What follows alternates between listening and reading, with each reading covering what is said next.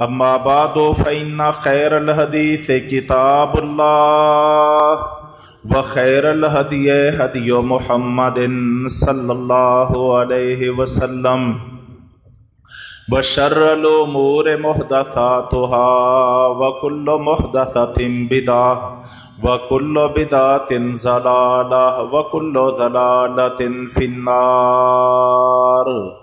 اعوذ باللہ السمیع العلیم من الشیطان الرجیم من حمدہ ونفخہ ونفثہ بسم اللہ الرحمن الرحیم۔ وَإِذِ ابْتَلَىٰ إِبْرَاهِيمَ رَبُّهُ بِكَلِمَاتٍ فَأَتَمَّهُنَّ قَالَ إِنِّي جَاعِلُكَ لِلنَّاسِ إِمَامًا قَالَ وَمِن ذُرِّيَّتِي قَالَ لَا يَنَالُ عَهْدِي الظَّالِمِينَ۔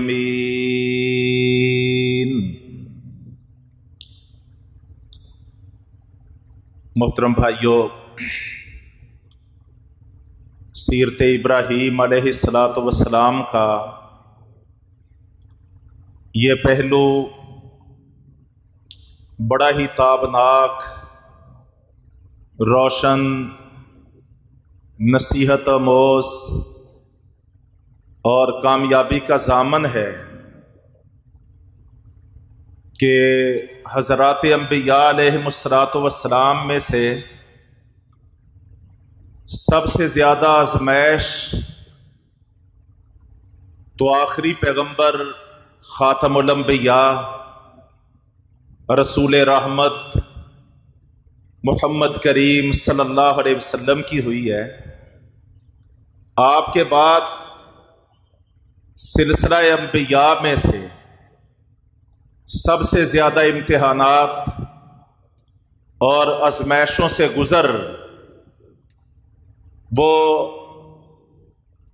قرآن کی آیات اور دلائل یہ واضح کرتے ہیں کہ اس حوالے سے سیدنا ابراہیم علیہ السلام کو بڑے کٹھن مرحلوں سے، سخت امتحانات سے، پراشوب آزمائشوں سے گزرنا پڑا ہے۔ اور کمال یہ ہے کہ خالق ارض و سما، مالک کائنات، قرآن پاک کے پہلے پارے کے اختتام پہ اس بات کی گواہی دیتا ہے کہ ہم نے جب بھی جس طرح کی بھی آزمائش، امتحان اور ابتلا ابراہیم علیہ السلام پہ ڈالا ہے، تو ابراہیم ہمارے ہاں ہر امتحان میں، ہر آزمائش میں، ہر مشکل اور مصیبت میں وہ کامیاب ٹھہرے ہیں۔ اس لیے اللہ تبارک تعالیٰ فرماتا ہے کہ اب ہم نے ابراہیم علیہ السلام کو کل کائنات کی امامت کے لیے منتخب کر لیا ہے۔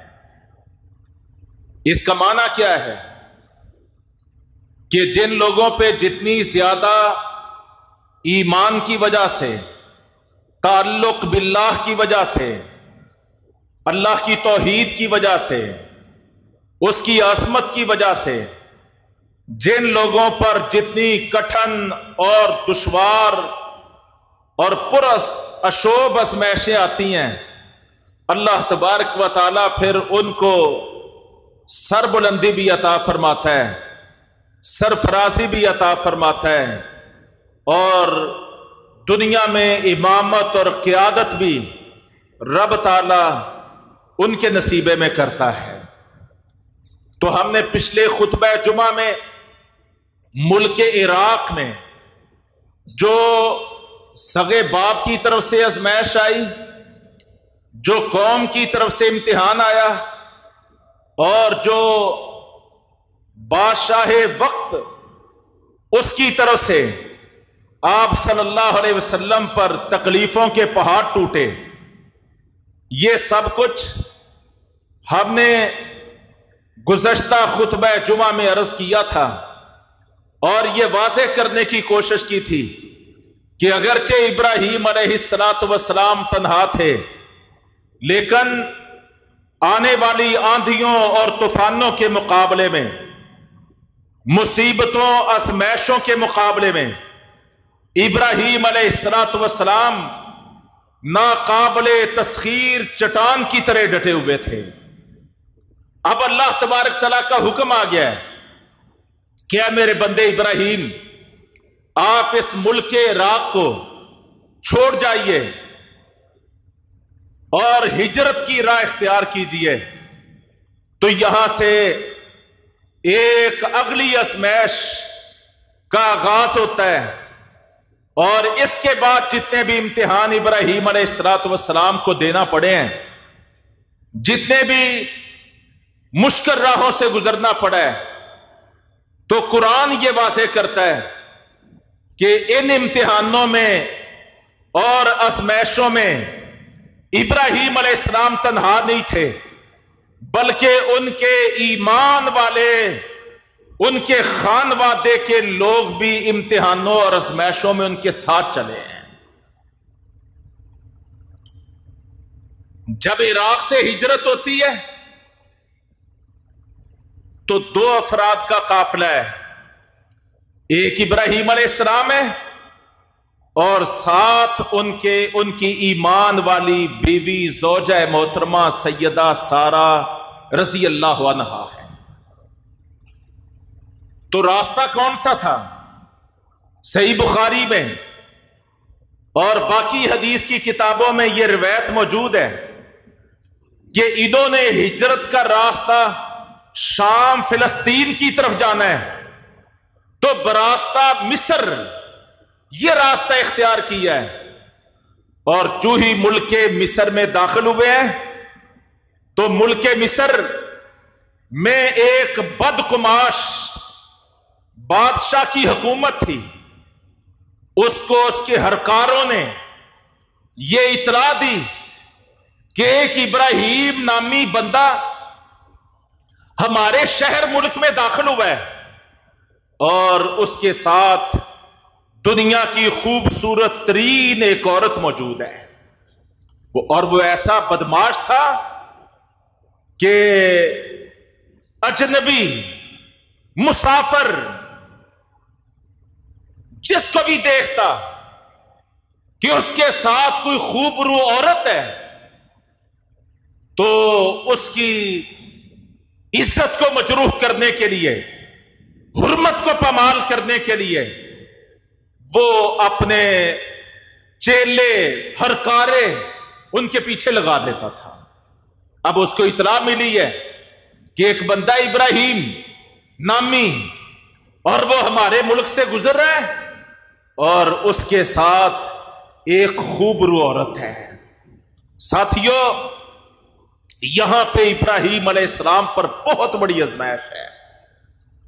اللہ گواہ ہے، ایک عزت مند بندے کے لیے آگ میں جل جانا، گردن کا کٹ جانا، شاہ رگ کا کٹ جانا، مال اور جان کا تلف ہو جانا اتنا بڑا امتحان نہیں ہوتا جتنی بڑی آزمائش اور امتحان اس کی عزت کا داؤ پہ لگنا ہوتا ہے۔ گرفتار کر لیا گیا، ابراہیم علیہ السلام کو بادشاہ کے روبرو پیش کیا گیا ہے۔ اس نے پوچھا تمہارے ساتھ کون ہے؟ تو ابراہیم علیہ السلام نے حکمت اور تدبیر اختیار کرتے ہوئے، اس کو شریعت کی فقہ کی اصطلاح میں توریہ کہا جاتا ہے، توریہ، کہ بندہ بات ایسی کرے اس کا اپنا مقصد اور ہو، اور جس سے وہ بات کر رہا ہے وہ اس کا مطلب اور سمجھے، اس کو توریہ کہا جاتا ہے۔ تو ابراہیم علیہ السلام نے، نبی کریم صلی اللہ علیہ وسلم فرماتے ہیں، 3 مواقع پر ایسے الفاظ استعمال کیے ہیں، سمجھنے والوں نے اور سمجھا ہے، لیکن ابراہیم علیہ السلام کا مفہوم اور تھا۔ ایک، جب قوم کے لوگ ان کو میلے کی دعوت دینے آئے ہیں تو انہوں نے کیا کہا؟ انی سقیم، میں تو بیمار ہوں، اور بیمار شخص تو میلوں ٹھیلوں میں نہیں جا سکتا، یہ ایک موقع ہے۔ اور دوسرا، جب ان کے بتوں کو پاش پاش کیا ہے اور کلہاڑے کو بڑے بت کے پاس رکھا ہے، انہوں نے آ کے انکوائری کرنا شروع کی، تفتیش کرنا شروع کی۔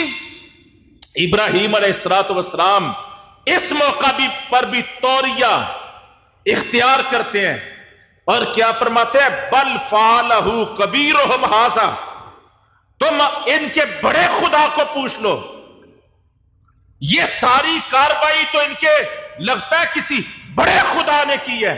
اور تیسرا یہ موقع ہے کہ جب شاہ مصر نے پوچھا تیرے ساتھ کون ہے، تو ابراہیم علیہ السلام نے کیا کہا کہ وہ میری بہن ہے۔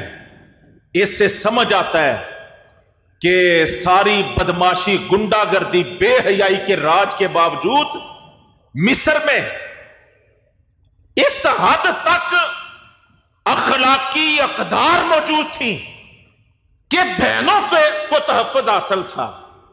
تو ابراہیم علیہ السلام نے کہا یہ میری بہن ہے۔ یہ وضاحت کرنے کے بعد ابراہیم واپس آتے ہیں، اب سارا کو بلایا جانا ہے۔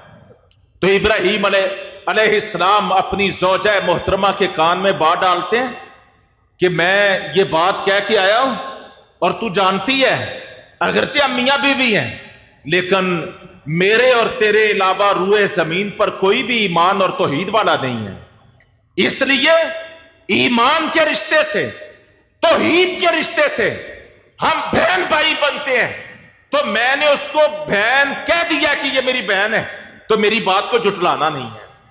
ساتھیو، اب سیدہ سارہ رضی اللہ عنہا کو بادشاہ مصر کے پاس طلب کیا جاتا ہے، اور وہ بدماش برائی کی نظر سے، بے غیرتی کی سوچ سے اور کردار کی گندگی کے لیے وہ سیدہ سارہ پر مجرمانہ حملہ کرتا ہے۔ تو مسند احمد میں روایت ہے کہ جو ہی سیدہ سارہ کو پیش کیا گیا، انہوں نے شاہ مصر کے دربار میں پہنچتے ہی پہلے وضو کیا ہے، اور وضو کرتے ہی انہوں نے نماز شروع کر دی ہے۔ اب ہے نماز میں ان کی طرف بادشاہ مصر بڑھتا ہے، اور وہ دعا کیا کرتی ہیں؟ اے اللہ، تو جانتا ہے کہ آج تک میں نے اپنی عفت اور عصمت کی حفاظت کی ہے۔ اے اللہ، تو جانتا ہے میں نے اپنے شوہر کے علاوہ میں نے آج تک کسی غیر کو اپنے وجود سے مس بھی نہیں ہونے دیا۔ اے اللہ، تو میری حفاظت فرما۔ قرآن میں اللہ فرماتا ہے، دوسرے پارے کا آغاز ہو رہا ہے، اللہ فرماتا ہے یا ایھا الذین آمنوا استعینوا بالصبر والصلاۃ، اے ایمان والو، اگر تمہیں اللہ کی مدد کی ضرورت ہو تو صبر کے ذریعے بھی اللہ کی مدد ملتی ہے، اور نماز کے ذریعے بھی اللہ کی مدد تم حاصل کر سکتے ہو۔ تو آج مدد سارہ رضی اللہ عنہ، جہاں کوئی مدد کرنے والا نہیں ہے، ابراہیم علیہ السلام کو بھی سائیڈ پہ کر دیا گیا ہے، کمزور ہیں۔ اللہ فرماتا ہے امن یجیب المضطر اذا دعا ویکشف السوء، لاچار، مجبور، بے بس کی فریاد اللہ کے علاوہ بھلا کون سننے والا ہے اور کون قبول کرنے والا ہے؟ تو سیدہ سارہ رضی اللہ عنہ نماز میں کھڑی ہو گئی ہیں، اور بادشاہ 1 مرتبہ، 2 مرتبہ، 3 مرتبہ، مسند احمد کی روایت کے مطابق 4 مرتبہ مجرمانہ حملہ کرتا ہے۔ جو ہی قریب پہنچتا ہے، ایسا اللہ تبارک و تعالیٰ اپنی مدد بھیجتا ہے، اس کی سانس ہی بند ہو جاتی ہے، سانس بند ہو جاتی ہے، اور وہ تڑپنا اور پھڑکنا شروع ہو جاتا ہے، اور منتیں کرتا ہے، کہتا ہے اپنے اللہ سے میرے لیے خیر کی دعا کرو، اللہ مجھے بچا لے، میں آئندہ تیرے اوپر دست درازی نہیں کروں گا۔ تو سیدہ سارہ دعا کرتی کہ اللہ اگر یہ مر گیا تو اس کا قتل، اس کی موت میرے پیٹے پڑ جائے گی، میں اور مصیبت میں مبتلا ہو جاؤں گی، اے اللہ تو اس کو بچا دے۔ وہ صحت مند ہو جاتا ہے، دوبارہ حملہ، تیسری مرتبہ حملہ، چوتھی مرتبہ حملہ، 4 مرتبہ پے در پے وہ بدماش، بد بخت اور کم بخت، وہ خانوادہ ابراہیم سیدہ سارہ رضی اللہ عنہ پر وہ مجرمانہ حملہ کرتا ہے، لیکن 4 مرتبہ اللہ تبارک تعالیٰ اپنی بندی کی حفاظت کرتا ہے، اللہ حفاظت کرتا ہے۔ امتحان بڑا سخت تھا۔ اب وہ اپنے سپاہیوں کو بلاتا ہے، کہتا ہے یہ کیا تم میرے پاس لے کے آگے ہو؟ یہ کوئی انسان مجھے نہیں لگتی، یہ تو کوئی جن محسوس ہوتی ہے، اس کو رہا کر دو، اس کو ابراہیم کے پاس بھیج دو۔ اور اس کی خدمت اور مدد کے لیے ہاجرہ، یہ بادشاہ کی لونڈی تھی، کہنے لگا کہ یہ ہاجرہ بھی اس کی خدمت کے لیے دے دو۔ ہاجرہ رضی اللہ عنہ، ہماری ماں سیدہ ہاجرہ رضی اللہ عنہ، وہ شاہ مصر سیدہ سارہ رضی اللہ عنہ کی مدد کے لیے بھیج دیتا ہے۔ اب جب سیدہ سارہ ہاجرہ کو لے کے ابراہیم علیہ السلام کے پاس پہنچی تو کیا دیکھتی ہیں؟ یہ صحیح بخاری کے الفاظ ہیں کہ ابراہیم علیہ السلام بھی جناب قبلہ رخ ہو کے مصلی پہ کھڑے اور نماز پڑھ رہے ہیں، اور دوران نماز اشارے سے پوچھتے ہیں کہ تمہارا کیا بنا، کیا بنا؟ تو سیدہ سارہ رضی اللہ عنہ کہنے لگی اللہ تبارک تعالیٰ نے بادشاہ کی تدبیر کو ناکام کر دیا ہے، رب تعالیٰ نے آپ کی عزت اور حرمت کی حفاظت کی ہے، اور بادشاہ نے خدمت کے لیے یہ سارا خدمت کے لیے بھی یہ عورت ساتھ دے دی ہے۔ تو ساتھیو یہ بڑا کٹھن امتحان تھا۔ اس امتحان میں اللہ تبارک تعالیٰ نے جو مدد کی، پہلے آزمایا ہے اور پھر مدد کی ہے، اور مدد کے اسباب میں سے ایک بہت بڑا سبب اللہ ہمیں بھی اس کا اہتمام کرنے کی توفیق عطا فرمائے۔ زندگی میں مشکلات آتی ہیں، اگر کبھی کوئی بہت بڑی مشکل آ جائے، قیامت ڈھہ جائے، تو سچی بات ہے ابراہیم اور سارہ رضی اللہ عنہ کی سیرت کو سامنے رکھتے ہوئے آپ نماز شروع کر دیں، نماز شروع کر دیں۔ نبی کریم صلی اللہ علیہ وسلم پر جب بہت بڑی کوئی آفت آتی تو آپ صلی اللہ علیہ وسلم کیا فرماتے؟ اے بلال کھڑے ہو جاؤ، اذان کہو تاکہ ہم نماز پڑھ کے اپنے سینے کی بہار پیدا کر سکیں۔ سید علی رضی اللہ عنہ بیان کرتے ہیں، مسند احمد میں روایت ہے، بدر والے دن شام کے وقت ہم بدر کے میدان میں پہنچے تھے، اور سیدہ علی رضی اللہ عنہ کہتے ہیں میں دیکھ رہا تھا 313 کے 313 سے آبا، ہم سب غنودگی میں تھے، ہم پر نیند طاری ہوئی تھی، اور ہم سب نیند کی آغوش میں تھے، ساری رات غنودگی، نیند اور سکینت کے ساتھ ہم نے گزاری، لیکن علی رضی اللہ عنہ فرماتے ہیں جب بھی رات کو میری آنکھ کھلی ہے تو میں نے اللہ کے رسول کو مصلی پہ کھڑا نماز پڑھتے ہوئے دیکھا ہے اور اللہ سے مدد مانگتے ہوئے، آنکھوں سے آنسو جاری تھے، رب تعالیٰ سے مدد مانگی جا رہی تھی، اللہم انا نشکو الیک ضعف قوتنا وقلت حیلتنا وہواننا علی الناس۔ پھر اللہ نے بدر میں مدد کی یا نہیں کی؟ تو نماز بہت بڑا سبب اور بنیاد ہے اللہ کی مدد، توفیق اور استعانت کی۔ رب تعالیٰ اسوہ ابراہیمی سے ہمیں اس سبق کو سمجھنے اور عمل کرنے کی توفیق عطا فرمائے۔ اب یہ قافلہ 2 کی بجائے 3 افراد پہ مشتمل ہو گیا ہے، اور یہ چلتے چلتے عرض فلسطین، عرض انبیاء میں جا پہنچے ہیں، اور ابراہیم علیہ السلام نے سیدہ ہاجرہ رضی اللہ عنہ سے نکاح کر لیا ہے۔ نتیجتاً رب تعالیٰ نے بڑھاپے میں ابراہیم علیہ السلام کو اسماعیل جیسا بیٹا عطا فرما دیا سیدہ ہاجرہ سے۔ اب ہاجرہ چھوٹی تھی، سارا بڑی تھی، ہاجرہ ایک خدمت گار کے طور پہ ملی تھی، سارا اپنے آپ کو مالک سمجھتی تھی. تو بیٹا اللہ جس کو چاہے، یہ نظام تو رب کے ہاتھ میں ہے. ہاجرہ کو اللہ نے اسماعیل علیہ السلام کی شکل میں بیٹا عطا فرما دیا ہے. اب اللہ تبارک تعالیٰ کی طرف سے ایک اگلا امتحان خانوادہ ابراہیم پہ نازل ہو گیا ہے.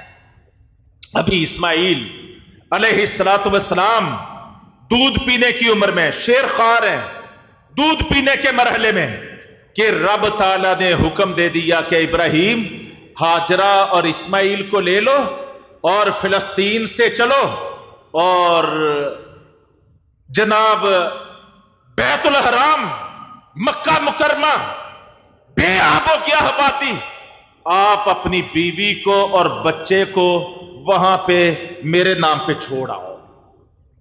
اب جناب ابراہیم علیہ السلام چلے. آپ غور کیجئے ساتھیوں، وزن کیجئے اور ایک اندازہ کیجئے یہ امتحان کتنا بڑا ہے. بیوی ہے، حرمت ہے، عفت اور عصمت ہے، اور بڑھاپے میں اللہ نے بچہ دیا ہے، اور رب کا پیغام کیا گیا ہے کہ بیوی اور بچے کو اپنے گھر سے سینکڑوں کلومیٹر دور بے آب و گیاہ وادی میں چھوڑو. ابراہیم علیہ السلام اگرچہ مگرچہ چونکہ چنانچہ کیے بغیر بیوی اور بچے کو تیار کرتے ہیں.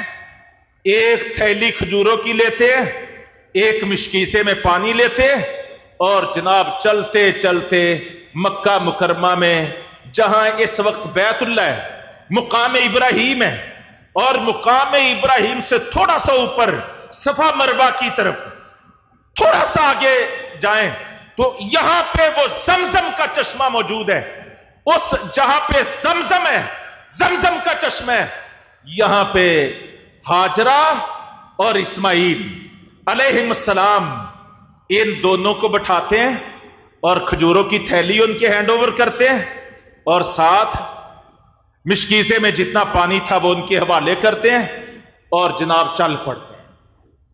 اب سارا رضی اللہ عنہ دیکھتی ہیں کہ نہ کوئی وضاحت کی ہے، جا کہاں رہے ہیں، کیا پروگرام ہے، کیا فیصلہ ہے سرکار کا، اور خاموشی سے دو چیزیں ہمارے حوالے کر کے، ایک ایسی جگہ جہاں کوئی انسانی آبادی کا تصور نہیں ہے، کوئی سرسبز و شادابی نہیں ہے، کوئی ہریالی نہیں ہے، کوئی زندگی کی بقا کی ضمانت نہیں ہے، اور تھوڑی سی کھجوریں اور تھوڑا سا پانی ہمارے حوالے کر کے تو ابراہیم علیہ السلام تو منہ پھیر کے چل پڑے.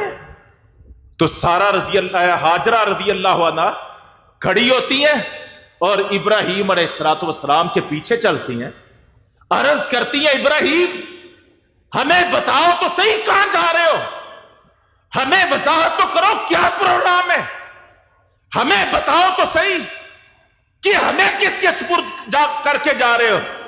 لیکن معاملہ تھا ابراہیم کا اور رب کا.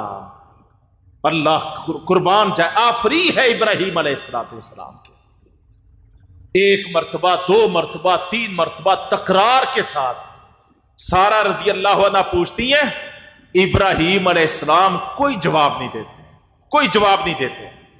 بالآخر سارا ہاجرہ رضی اللہ عنہ آخری سوال کرتی ہیں، کہتی ہیں میرے سرتاج آپ صرف اتنا بتا دیں کہ اپنی مرضی سے یہ معاملہ کر رہے ہیں یا اللہ نے آپ کو یہ حکم دیا ہے.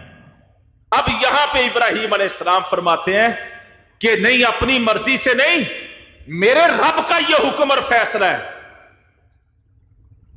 ہاجرہ رضی اللہ عنہ کیا کہتی ہیں، ابراہیم اب پھر آپ اطمینان سے جائیے، جس اللہ کا یہ فیصلہ ہے وہ اللہ کبھی ہمیں ضائع نہیں ہونے دے. ایمان ہو تو ایسا، یقین ہو تو ایسا، اللہ کی نصرت مدد پہ اعتماد بھروسہ ہو تو ایسا. عورت ذات ہے بھائیو، دن کی روشنی میں، سورج کی روشنی میں تنہائیوں کے لمحات تو گزر جاتے ہیں، لیکن عورت ذات کتنی دل کی کمزور ہوتی ہے کہ اپنے گھر میں اونچی اونچی چار دیواریوں کے اندر لاکھ لگے ہوتے ہیں، پھر بھی عورت ذات تنہا ہو تو کیسے اپنا گھر جو ہے وہ دل کو کھا رہا ہوتا ہے۔ اور یہاں پہ کیفیت کیا ہے، ذرا اس پہ غور کر کے دیکھو۔ لیکن کیا فرماتی ہیں ابراہیم، اگر ہمارے رب کا ہمارے بارے میں یہ فیصلہ ہے پھر آپ جائیے، میں آپ کو اللہ کے سپرد کرتی ہوں، رب تعالیٰ پھر ہمیں ضائع نہیں کرے گا۔ ابراہیم علیہ السلام چل پڑتے ہیں اور چلتے چلتے پہاڑ کے دامن میں پہنچ کے جہاں نہ سارا نظر آتی ہے نہ اسماعیل نظر آتے ہیں، تو بیت اللہ کی طرف رخ کر کے ابراہیم علیہ السلام یہاں پہ ہاتھ اٹھا لیتے ہیں اور قرآن کی سورہ ابراہیم میں موجود یہ دعا پڑھتے ہیں، ربنا انی اسکنت من ذریتی بواد غیر ذی زرع عند بیتک المحرم ربنا لیقیموا الصلاۃ فاجعل افئدۃ من الناس تہوی الیہم وارزقہم من الثمرات لعلہم یشکرون۔ اے اللہ، میں نے اپنے بیوی بچوں کو تیرے حرمت والے گھر کے پاس میں نے ان کو سکونت دے دی ہے، ان کو ٹھہرا دی ہے، اور اللہ کریم میرا سب سے بڑا مقصد کیا ہے زندگی کا، اپنے بچوں سے میں چاہتا کیا ہوں، ربنا لیقیموا الصلاۃ، حرمت والے گھر کے قریب ان کو رہائش میں نے دی ہے تاکہ یہ نمازوں کو قائم کرنے والے بنے ہیں۔ اے اللہ، میں تو اس سے دعا کرتا ہوں، فَجَعَلْ أَفْئِدَةً مِّنَ النَّاسِ تَهْوِي إِلَيْهِمْ، اے اللہ لوگوں کے دل ان کی طرف پھیر دے، لوگوں کے دل ان کی طرف پھیر۔ یہ تنہا ہے، ایک ماں ہے، ایک بچہ ہے دودھ پیتا، اے اللہ ان کی آباد کاری کا، ان کی دل جمی کا بندوبست لوگوں کے دلوں کو ان کی طرف پھیر کے کر دے، وَارْزُقْهُم مِّنَ الثَّمَرَاتِ، اے اللہ ان کو پھلوں کی رزق عطا فرما دے، ان کی آباد کاری بھی کر دے، ان کے رزق کا بھی بندوبست کر دے، لعلہم یشکرون، تاکہ یہ تیرا شکر کرنے والے بنے۔ یہ دعا کر کے ابراہیم علیہ السلام چل پڑتے ہیں، وقت گزرتا ہے، کھجوریں ختم ہو جاتی ہیں، پانی ختم ہو جاتا ہے، سارہ رضی اللہ عنہ کو بھی بھوک اور پیاس لگتی ہے، اور کیا دیکھتی ہیں، اسماعیل علیہ السلام بھوک اور پیاس کی شدت سے جیسے بچہ روتا ہے، چیختا ہے، چلاتا ہے، تڑپتا ہے، حالت ایسی اضطراب اور اضطرار کی ہو گئی ہے کہ ہاجرہ رضی اللہ عنہ سے اسماعیل علیہ السلام کی پیاس، شدت اور بے قراری، بے چینی برداشت نہیں ہو پا رہی۔ تو ماں کی ممتا تھی نا، کوئی اور مدد کرنے والا بھی نہیں ہے، کوئی شہر نہیں، کوئی آبادی نہیں، کوئی معاون اور مددگار نہیں، بچے کے بچاؤ کا بندوبست کرنے پر ایک ماں ہی تو موجود ہے، تو ماں کی ممتا جوش میں آتی ہے، اور وہ جناب قریب کی اونچی پہاڑیوں، ایک طرف صفا ہے اور دوسری طرف مروہ ہے، سیدہ ہاجرہ رضی اللہ عنہ اس چاہت میں، اس امنگ اور ترنگ میں، اس امید پر اونچی پہاڑیوں پر چڑھتی ہوں تاکہ دور تک کوئی انسانی نام و نشان ملے تو میں کسی کو مدد کے لیے پکاروں کہ میرا بچہ جان کی بازی ہار رہا ہے، کوئی تو میری مدد کے لیے پہنچے۔ ہاجرہ رضی اللہ عنہ چلتی ہیں، صفا پہ چڑھتی ہیں، چہار جانب تکتی ہیں اور مایوس ہو کے نیچے اترتی ہیں، وادی میں آتی ہیں اور اپنی چادر کا پلو اٹھاتی ہیں اور پھر وادی میں دوڑنا شروع ہو جاتی ہیں۔ یوں دوڑتے دوڑتے مروہ پہ چڑھتی ہیں اور مروہ پہ چہار جانب دیکھتی ہیں، آج تو یہ پہاڑیاں نشانات باقی ہیں، اس دور میں یہ کتنی اونچی پہاڑیاں ہوں گی، کیسے ہاجرہ چڑھی ہوگی، کیسے ان کے درمیان دوڑی ہوگی، کیسے चक्करों पे चक्कर लगाए होंगे। कैसा सख्त इम्तिहान था जो खानवादा इब्राहिम पे रब ताला की तरफ से था, और किस तरह कामयाबियों की तरफ हाजरा रज़ी अल्लाह अन्हा बढ़ रही होगी। एक चक्कर, दूसरा चक्कर, चौथा, पांचवा, सातवां चक्कर लगा के जब मरवा की चोटी पे पहुंची हैं और जनाब चार जानब देख रही हैं, कोई तो नजर आए जो मेरी और मेरे बच्चे की जान की बका के लिए बंदोबस्त करने वाला, कोई मदद करने वाला। अब के 7वें चक्कर पे मरवा पे पहुंची है, अल्लाह की मदद आ गई। इम्तिहान कामयाब ठहरा खानवादा इब्राहिम का, अल्लाह की मदद आई है। और आज जहां पे जमजम का चश्मा मौजूद है, यहां इस समझ से उनको ऊंची आवाज आई है। सांस फूला हुआ था, आवाज बुराई हुई थी, लेकिन फिर अपने सांस को रोक के उस आवाज की तरफ लपकती हैं और कहती हैं कि ऐ आवाज देने वाले, तेरी आवाज तो मुझ तक पहुंची है, लेकिन कहां से तू आवाज दे रहा है, मुझे तेरी सम्मत का पता नहीं है। रब ताला रहनुमाई करता है, जिब्राइल अमीन को मदद के लिए नाज़िल करता है, और जहां इस्माइल अलैहिस्सलाम ये बच्चा लेटा हुआ था, वहीं पे जिब्राइल उतरते हैं और हाजरा रज़ी अल्लाह अन्हा 7वें चक्कर के बाद उस तरफ चलती हैं। जिब्राइल अलैहिस्सलाम वो अपने एड़ी मारते हैं या पर मारते हैं, और जमीन से अल्लाह रब्बुल इज्जत पानी का चश्मा, जमजम पानी का चश्मा निकाल देता है। सैयदा हाजरा रज़ी अल्लाह अन्हा आगे बढ़ती हैं, मिशकीज़ा पकड़ती और जल्दी जल्दी भरना शुरू कर देती हैं, मंडेर बनाना शुरू हो जाती हैं। और जिब्राइल अलैहिस्सलाम उनको खुशखबरी सुनाते हैं, ऐ इब्राहिम के खानदान वालों, तुम्हें मुबारक हो, ये बच्चा जो इस वक्त तेरी आगोश में है, ये और इसका बाप यहां पे बैतुल्लाह की तामीर करेगा, और मैं अल्लाह की तरफ से पैगाम लाया हूं, तुमने इम्तिहान को पास कर लिया है, तुम आज़माइश पे पूरे उतरे हो, मैं अल्लाह का मुकर्रर फरिश्ता जिब्राइल हूं, और तुम्हें पैगाम देता हूं रब ताला का, कि रब ताला ने जमानत भेज दी है, बशारत भेज दी है कि अल्लाह रब्बुल इज्जत तुम्हें कभी जाया नहीं होने देगा।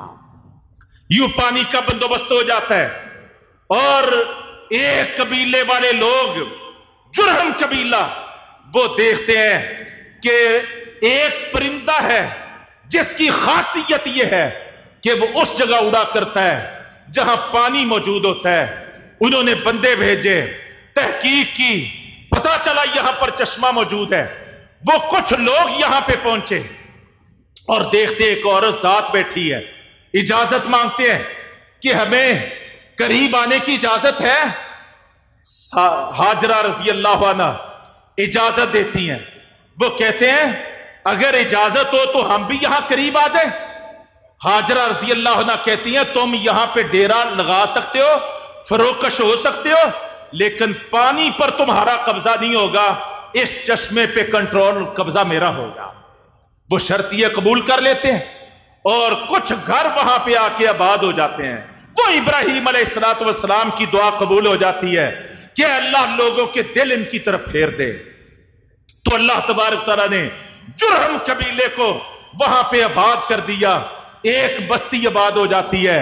इस्माइल अलैहिस्सलाम अपनी बचपने की बहारें गुजारते हुए जवान होते हैं और इसी कबीले की एक औरत से उनकी शादी हो जाती है।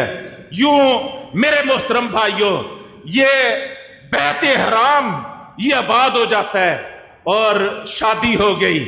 फिर उस औरत को इब्राहिम अलैहिस्सलाम के कहने पे एक नेक और पारसा बाप की तालीम पे इस्माइल अलैहिस्सलाम, इसलिए कि वो खामद की नशुक्री थी और नशुक्री के कलिमात कहा करती थी और बहुत बुरे अंदाज इख्तियार किया करती थी।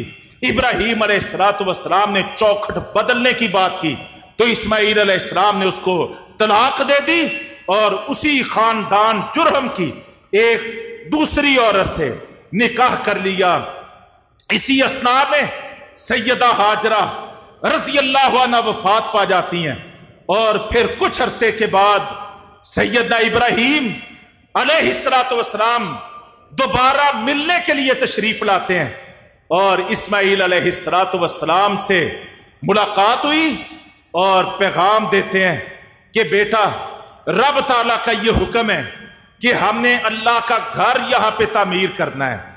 یہ گھر جو پہلے بھی موجود تھا، بعض روایات میں کہ سب سے پہلے بیت اللہ کی تعمیر بعض روایات میں فرشتوں کے بارے میں اور بعض میں آدم علیہ السلام کے متعلق ہے کہ آسمانوں پہ بیت المعمور ہے، بیت المعمور، اور اس کے بالکل نچلی سمت میں زمین پہ، زمین کے وسط پہ یہ بیت اللہ موجود ہے۔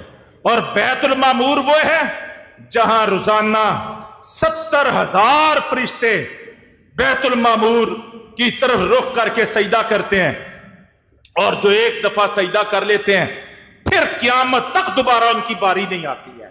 تو زمین پر بیت اللہ، لیکن سیلاب اور جناب پانی کی روانی کی وجہ سے بار ہے ایسا ہوا کہ سیلابی ریلے گزرتے اور وہ بیت اللہ کے دائیں بائیں سے وہ تیزی کے ساتھ گزرتے، اور بعض اوقات بیت اللہ کی دیواروں کو بھی منہدم کر جاتے، نقصان پہنچا جاتے۔ اب نشانات تو موجود تھے، لیکن بیت اللہ اپنی عملی تصویر کے ساتھ موجود نہیں تھا۔ تو ابراہیم علیہ السلام اپنے بیٹے اسماعیل سے کہتے ہیں، رب کا یہ پیغام آیا ہے کہ ہم نے بیت اللہ تعمیر کرنا ہے، تو کیا آپ میری مدد کریں گے؟ تو اسماعیل علیہ السلام اللہ کا حکم مان کے باپ کو اطاعت اور وفا کا وعدہ کرتے ہیں کہ انشاءاللہ میں پوری مدد کروں گا۔ یوں باپ اور بیٹا دونوں مل کے، باپ کاریگر بنا ہوا ہے اور بیٹا مزدور بنا ہوا ہے، اللہ کا گھر تعمیر کر رہے ہیں۔ نبی کریم صلی اللہ علیہ وسلم سے پوچھا گیا کہ سب سے پہلی مسجد کون سی ہے جو تعمیر کی گئی؟ فرمایا وہ مسجد حرام ہے، مسجد حرام۔ فرمایا اس کے بعد؟ فرمایا مسجد اقصی ہے۔ پوچھا گیا ان دونوں کے درمیان فاصلہ کتنا ہے، فرق کتنا ہے؟ فرمایا 40 سال۔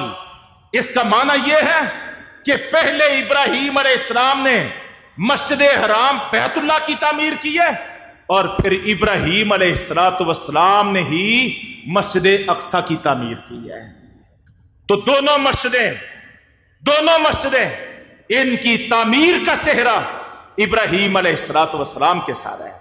تو اللہ تبارک تعالیٰ نے یہ ڈیوٹی لگائی، اور ابراہیم علیہ السلام نے اس فریضے کو بھی بیٹے کے ساتھ مل کے اس کو بھی مکمل کیا۔ اور جب بیت اللہ کی تعمیر مکمل ہو گئی تو نشانی کے طور پہ ابراہیم علیہ السلام کہنے لگے، اسماعیل کوئی اچھا زبردست پتھر ڈھونڈ کے لاؤ جس کو نشانی کے طور پہ یہاں پہ فٹ کیا جائے اور وہ نشانی ہو۔ تو اسماعیل علیہ السلام گئے، ایک پتھر لے کے آئے۔ ابراہیم علیہ السلام کہنے لگے یہ چھوٹا ہے، آپ ذرا بڑا لے کے آؤ، خوبصورت لے کے آؤ۔ اب کہ اسماعیل علیہ السلام گئے، واپس آئے تو کیا دیکھتے ہیں کہ جہاں یہ پتھر لگانا تھا وہاں تو پتھر لگا ہوا ہے۔ تو ابراہیم علیہ السلام کہنے لگے، اسماعیل آپ کو میں نے دوبارہ پتھر لینے بھیجا، آپ کے واپس آنے سے پہلے اللہ کی طرف سے جبرائیل آ گئے اور جنت کا پتھر لے کے آ گئے، اور ہم نے وہ جنت کے پتھر کو اس کی جگہ پہ جس کو حجر اسود کہا جاتا ہے اس کو اس کی جگہ پہ فٹ کر دیا ہے۔ تو یہ ہے بھائیو اللہ تبارک و تعالیٰ کی طرف سے ایک بڑا فریضہ جو ابراہیم علیہ السلام کے سپرد کیا گیا، بیت اللہ کی تعمیر۔ اب بیت اللہ بنا بھی رہے ہیں، پتھر ڈھوئے بھی جا رہے ہیں، ابراہیم لگا رہے ہیں، بنیادوں کو جناب اونچا کر رہے ہیں، اور ساتھ ہی باپ اور بیٹا کیا کہہ رہے ہیں، ربنا تقبل منا انک انت السمیع العلیم، اے رب تعالیٰ ہماری یہ محنت اور مزدوری قبول فرما لے، تو سننے والا بھی ہے، تو جاننے والا بھی ہے۔ اے اللہ ہماری اس محنت کو، کوشش کو، اخلاص کو، جذبہ وفا اور اطاعت کو اے اللہ کریم تو قبول فرما لے۔ تو یہ بھائیو ابراہیم علیہ السلام ہے، یہ ان کا خانوادہ ہے اور یہ ان کے گھر والے لوگ ہیں۔ آپ ان کے واقعات پڑھتے جائیں تو وقت پہ وقت گزرتا جائے گا، خطبات پہ خطبات بیتتے جائیں گے، لیکن اس خانوادے کی قربانیاں، ان کا صبر و یقین کی راہوں پہ گامزن رہنا، اللہ تبارک و تعالیٰ کے لیے اپنا سب کچھ قربان کرنا، یہ سلسلہ ختم نہیں ہوگا۔ یہ قربانیوں والا، یہ عصیمتوں والا، یہ امتحانوں والا خاندان، اور ایک کنبہ ہے، ابراہیم اس کے سربراہ ہیں، بیٹا جناب اسماعیل ہے، بیٹا اسحاق ہے، بیوی سارہ ہے، بیوی ہاجرہ ہے، بھتیجا لوط ہے، پوتا یعقوب ہے۔ یہ 7-8 افراد کا کنبہ اور قبیلہ ہے ایمان والوں کا، لیکن آپ جس کو بھی دیکھیں گے آپ قربانیوں کی راہ پہ، عصیمتوں کی راہ پہ، امتحانات کی راہ پہ، نہ جھکنا ہے، نہ بکنا ہے، نہ مایوس ہونا ہے، نہ نا امید ہونا ہے، بس کھڑے رہنا ہے، ڈٹے رہنا ہے، اپنے رب کی رضا کی خاطر گامزن رہنا ہے۔ یہ اس خاندان اور خانوادے کا اعزاز ہے، اور نتیجتاً اللہ کی مدد کے پل پل پہ قدم بقدم اظہار ہیں، جس کا نتیجہ کیا ہے کہ اللہ تبارک و تعالیٰ نے ابراہیم علیہ السلام کو دنیا کی امامت کے عظیم مرتبے پر فائز کیا ہے۔ رب تعالیٰ سے دعا ہے کہ اللہ کریم ہمیں بھی ابراہیم علیہ السلام کے اسوہ حسنہ کو اپنانے کی توفیق عطا فرمائے۔ ویسے تو اللہ قرآن میں انبیاء علیہ السلام کے بارے میں بالعموم فرماتا ہے فَبِهُدَاهُمْ مُقْتَدِهْ، اے میرے پیغمبر آپ بھی اور آپ کی امت کو بھی چاہیے کہ پہلے انبیاء کے راستوں کی پیروی کریں، لیکن خاص طور پہ 2 انبیاء کے بارے میں اللہ تبارک و تعالیٰ نے ان کی زندگی کو بہترین اسوہ قرار دیا ہے۔ ان میں ایک ہمارے آخری پیغمبر محمد کریم صلی اللہ علیہ وسلم ہے، اور دوسرے ابراہیم ہیں۔ قَدْ كَانَتْ لَكُمْ أُسْوَةٌ حَسَنَةٌ فِي إِبْرَاهِيمَ وَالَّذِينَ مَعَهُ، تمہارے لیے ابراہیم علیہ السلام اور جتنے لوگ ان کے ساتھ تھے ان کا عدد میں نے بتایا ہے، ایمان والے 7 تھے یا 8 تھے۔ اللہ فرماتے ہیں ان کی سیرت و کردار میں اے امت محمد کے لوگوں تمہارے لیے بہترین نمونہ موجود ہے۔ تو اللہ تبارک و تعالی ہمیں اس اسوہ کو، قدوہ کو، بہترین نمونے کو، اس کو سمجھنے کی بھی توفیق عطا فرمائے، اور اپنی رضا کے لیے، اپنے کلمے کی سربلندی کے لیے اللہ رب کریم ہمیں ہدایت پہ، صراط مستقیم پہ، شاہراہ جنت پہ، کامیابیوں کے راستے پہ رب تعالیٰ چلنے کی توفیق عطا فرمائے۔ اقول قولی ھذا استغفر اللہ لی۔